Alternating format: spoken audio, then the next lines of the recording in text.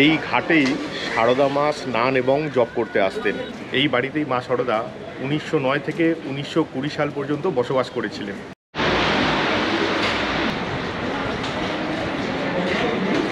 শ্রী রামকৃষ্ণদেব উল্টো রথের দিন 1884 সালেই এই বাড়ি থেকেই প্রথম রথ টানেন।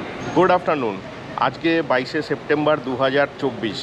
ট্র্যাভেল উইথ কুন্তল চ্যানেলের নতুন একটা ভিডিওয়ে আপনাদের সবাইকে স্বাগত। আজকে আমাদের ডেস্টিনেশন কলকাতার মধ্যেই বাগবাজারে সারদা মায়ের বাড়ি এবং বলরাম মন্দির।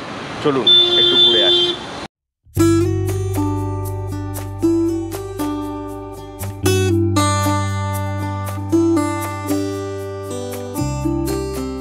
বাগবাজার মায়ের বাড়ি পৌঁছাতে হলে সবচেয়ে সোজা উপায় হলো হাওড়া থেকে লঞ্চে করে বাগবাজার ঘাট, আর নৈহাটি ব্যারাকপুর দমদম থেকে চক্র রেলে করে বাগবাজার স্টেশন, আর বাসে এলে বাগবাজার বাটা বা শ্যামবাজারে নেবে পায়ে হাঁটা পথ।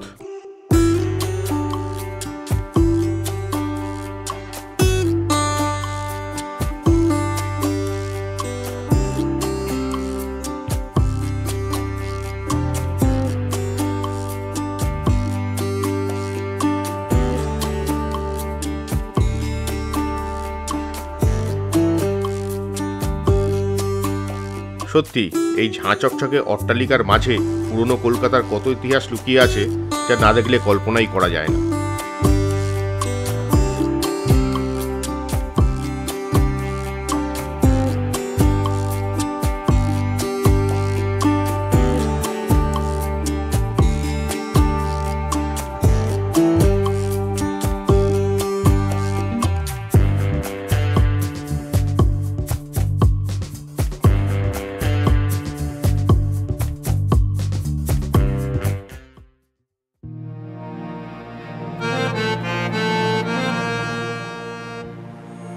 বাগবাজারে আমাদের প্রথম গন্তব্য শ্রী শ্রী সারদা মায়ের ঘাট।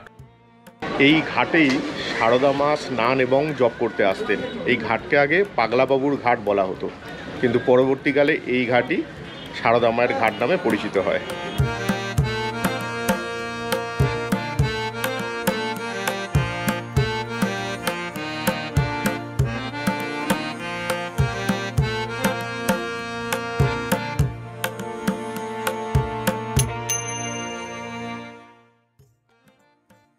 এই মায়ের ঘাটের একদম কাছেই হচ্ছে সারদা মায়ের বাড়ি। এবারে আমরা দেখে নেব সারদা মায়ের বাড়িটি। আমরা এখন এসে গেছি সারদা মায়ের বাড়িতে। এই বাড়িতেই মা সারদা 1909 থেকে 1920 সাল পর্যন্ত বসবাস করেছিলেন। এখন আমরা দেখে নেব এই বাড়িরই অন্দরমহলটি। এপ্রিল থেকে সেপ্টেম্বর মাস অবধি মায়ের এই বাড়ি সকাল 6টা থেকে 11টা এবং বিকেল 4টে থেকে 8টা অবধি খোলা থাকে। আর অক্টোবর থেকে মার্চ মাস অবধি সকাল 6টা থেকে 11টা এবং বিকেল 3:30 থেকে সন্ধ্যে 8টা অবধি খোলা থাকে। মায়ের বাড়িতে একটি রেওয়াজ ছিল, মা কাউকেই খালি মুখে তার বাড়ি থেকে ফেরাতেন না। তাই এখানে কেউ এলে তাদেরকেও খালি মুখে ফেরানো হয় না। এখানে আগত প্রতিটি ভক্তকেই শালপাতায় করে খিচুড়ি ভোগ প্রদান করা হয়।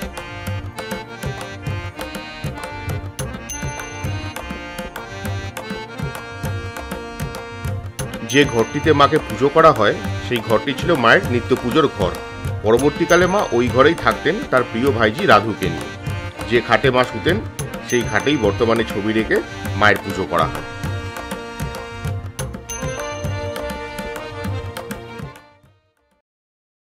যেটা শোনা যায় যে রামকৃষ্ণদেব ইহলোক ত্যাগ করার পরে সারদা মা উত্তর ভারতে তীর্থে চলে গেছিলেন, এবং তীর্থ করে আবার যখন উনি কামারপুকুরে ফিরে আসেন সেই সময় ভক্তরা জানতে পারেন যে মা খুবই কষ্টের মধ্যে দিন কাটাচ্ছেন। তো তখন ভক্তরা ঠিক করেন যে মাকে কলকাতার বাড়িতে নিয়ে চলে আসবে। 1909 সালের 23শে মে স্বামী শারদানন্দই মাকে এই বাড়িতে নিয়ে আসেন, এবং 1909 থেকে 1920 সাল পর্যন্ত কিন্তু মা এই বাড়িতেই বসবাস করেন। এবং যেহেতু 1909 সালের 23শে মে মা এই বাড়িতেই আসেন, তো প্রত্যেক বছর 23শে মে কিন্তু মায়ের আগমন দিবস হিসেবে এই বাড়িতে বিশেষ অনুষ্ঠান পালন হয়।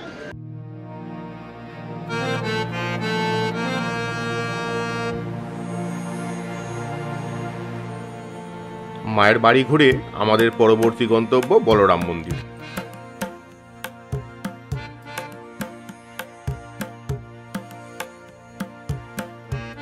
এই বলরাম মন্দির হলো রামকৃষ্ণ মিশন মিশন এবং রামকৃষ্ণ মঠেরই একটি শাখা। এই বাড়িতে কিন্তু বহুবার রামকৃষ্ণদেব এবং সারদা মা এসে উঠেছিলেন। এই বাড়িটি হচ্ছে রামকৃষ্ণ পরমহংসদেবের শিষ্য বলরাম বসুর বাসগৃহ।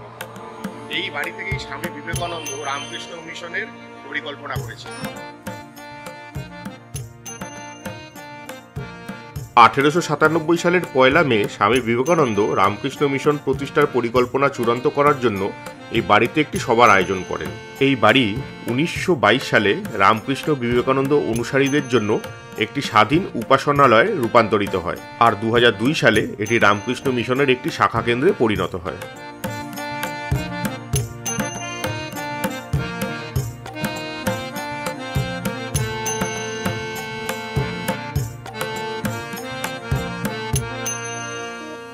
এই বলরাম মন্দিরে রামকৃষ্ণদেব এবং সারদা মা বহুবারই এসে থেকেছেন।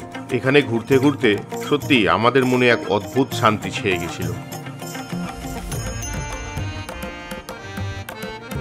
মা সারদা এই বাড়িতে এসে যে ঘরটিতে থাকতেন, এবারে সেই ঘরটি আমরা দেখি।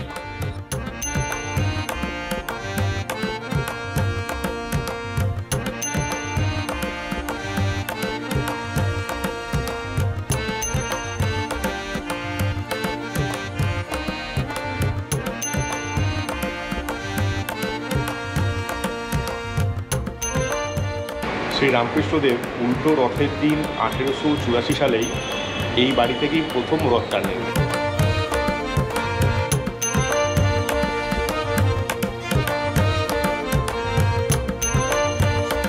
এই ঘরেই রামকৃষ্ণদেবের জীবনের নানান রকম মুহূর্ত ছবির আকারে তুলে ধরা হয়েছে।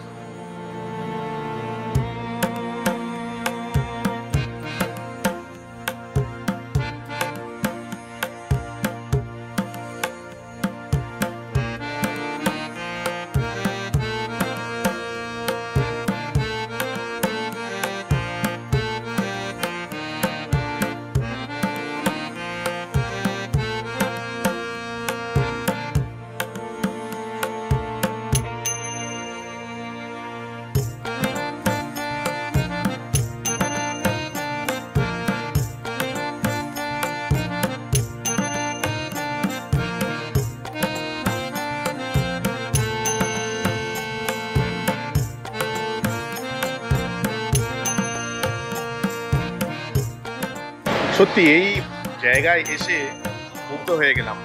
বাগবাজার অঞ্চলের প্রতিটি কোনায় কোনায় কিন্তু ইতিহাস বিরাজ করছে। আর আজকের এই ভিডিও যদি ভালো লাগে অবশ্যই লাইক, শেয়ার আর সাবস্ক্রাইব করতে